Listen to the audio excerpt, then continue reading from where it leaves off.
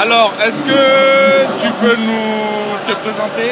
Je suis Denis Soya Kazamba, la présidente du réseau des femmes en action pour le développement en Centrafrique et antenne ici sur Amiens. D'accord.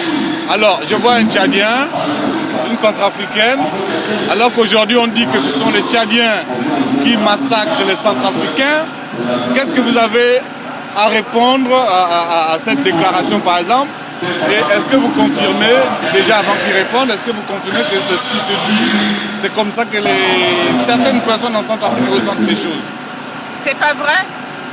Les Tchadiens, c'est pas les Tchadiens qui nous massacrent, mais c'est un criminel qui s'appelle Toto Dia qui a amené les gens, il les a formés depuis longtemps, les enfants du Tchad et les enfants centrafricains, qui les a mis, il les a pris par l'aide de début, les mercenaires qui les ont formés pour nous massacrer. Le Tchad et la République centrafricaine sont des amis.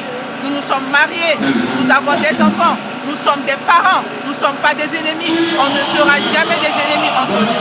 Nous ne serons jamais des ennemis. Donc ce que les gens pensent que les Tchadiens sont des ennemis des Centrafricains, ce n'est pas vrai. Mais c'est quelqu'un qui est venu pour nous diviser. Et cette personne-là, nous voulons qu'il dégage. Voilà, c'est Toto Dia qui est le problème des Centrafricains tchadiens. Il sait que les chefs d'État sont venus ici, en France, pour débattre le problème. Et l'ONU a décidé pour l'intervention rapide en Centrafrique par les Français et les MISCA. Qu'est-ce qu'ils préfèrent? Ils préfèrent envoyer ces Séléka pour aller tuer les musulmans dans la mosquée pour que l'opinion internationale et les gens sachent que c'est la guerre entre les chrétiens et les musulmans. C'est pas vrai. C'est lui qui a manigancé tout ça. C'est lui. Il parle d'anti-Balaka. Anti-Balaka, ce sont des populations qui sont fatiguées. On tue leurs parents entre eux. Et ils ne peuvent pas supporter. C'est pour cela qu'ils se sont levés pour défendre. Mais les anti-Balaka ne peuvent pas venir en centre-ville. De quels moyens ils ont pour qu'ils puissent venir en pleine ville? Ils n'ont pas pris les provinces, mais c'est la capitale qui gagne quoi? Ce sont des gens de Séléka. C'est des gens où Toto Dia a formé, il les a envoyés pour faire des troubles comme ça, pour tuer les gens. Là, au jour d'aujourd'hui, on a plus de 300 morts dans 48 heures. Et sachez que depuis le 12 décembre et le 24 mars, leur offensive jusqu'aujourd'hui, je vous dis, monsieur, tous les jours, il y a la mort, il n'y a que des morts. Tous les jours. Et ce monsieur-là, il va rester con pour que il va tuer tous. C'est pour cela que nous voulons à ce que l'opinion internationale, la France, sache que ce n'est pas le problème musulman et chrétien. C'est pour cela que je suis aujourd'hui à côté de mon bien-aimé. Nous sommes mariés en Centrafrique, nous sommes mariés, nous avons des enfants, nous avons notre famille ensemble, que ce que disent les autres, c'est pas vrai, que les Tchadiens et les Centrafricains sont des amis, sont des parents, ne sont pas des ennemis, mais c'est Toto Dia qui est le problématique, le problème Centrafrique. Voilà tout. Merci. Moi, si je peux ajouter quelque chose, moi je suis tchadien, je suis activiste tchadien pour les causes des droits de l'homme. En fait, au-delà de toute considération politique, la Centrafrique et le Tchad sont liés historiquement, culturellement, géographiquement, économiquement, sur plusieurs plans. Au-delà de toute considération politique. Aujourd'hui, la Centrafrique est prise en tenaille dans un joug.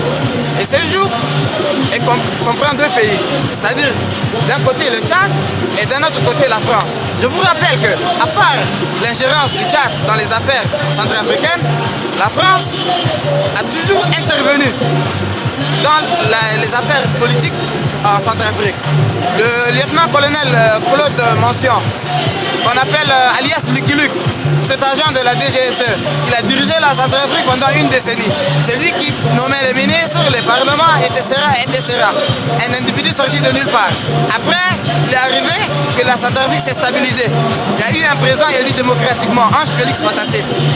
Le président Déby a chassé Ange Félix Patassé du pouvoir par un coup d'état militaire. Il a pris Bozizé, il y avait le sommet de la SINSAT qui s'est tenu à Niamey. Il a serré la main de Patassé, il lui a dit bah, c'est fini, au revoir, vous n'allez pas atterrir à Bangui. Et de là-bas, il a envoyé des troupes tchadiennes pour mettre Bozizé au pouvoir. Aujourd'hui, Bozizé, quand il était au pouvoir, toute sa garde présidentielle, c'était des Tchadiens. La FENIS comprend 1000 hommes, 1000 Tchadiens à Bangui.